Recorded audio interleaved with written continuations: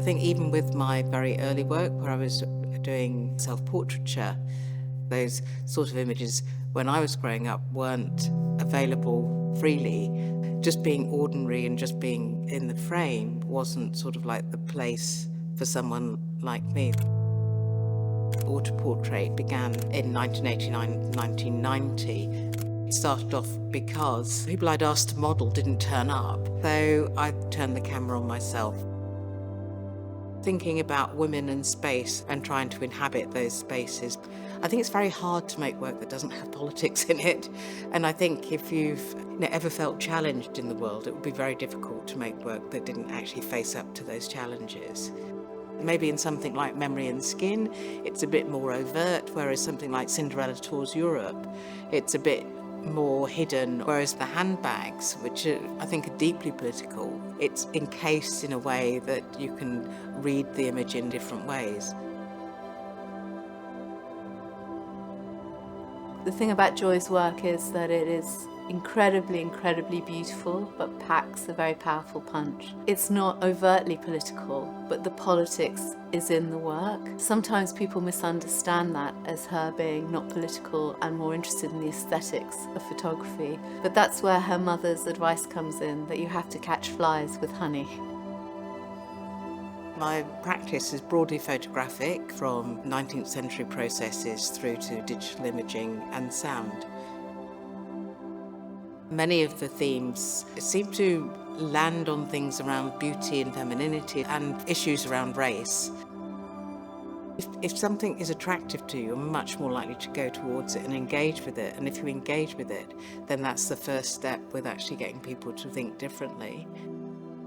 If you create a space where it's a space of reflection rather than a space of attack, people are more likely to give it a chance. I think the ideas arrive, and then I think about how I want to reinforce the idea. With autoportrait, the skin colour was really important, but to have the knowledge to know that you could split paper and actually create that came from years of studying photography and being absolutely obsessed with the way in which the material could work. So the process was important because it talked to what the subject was about. So Language of Flowers, I focused on collecting weeds and then making these prints out of them. It was like this Victorian language, so like sending secret messages. And I thought it would be appropriate to use a Victorian process, so Sir John Herschel's cyanotype process. I've become almost obsessive with something, so I'll just produce it over and over and over again. This great big wall covering of nothing but these languages of flowers, all in different papers and different colours and different textures. I work a lot with both analogue and with digital.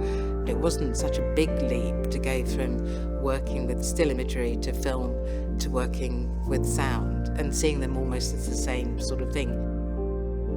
There's so much pressure on people to be and look in a certain way within objects of beauty. The eyelash takes on its own body. Stockings become more than stockings, and the hair grip becomes much more than a hair grip. It's not just about the object itself, it's about what you can associate with that.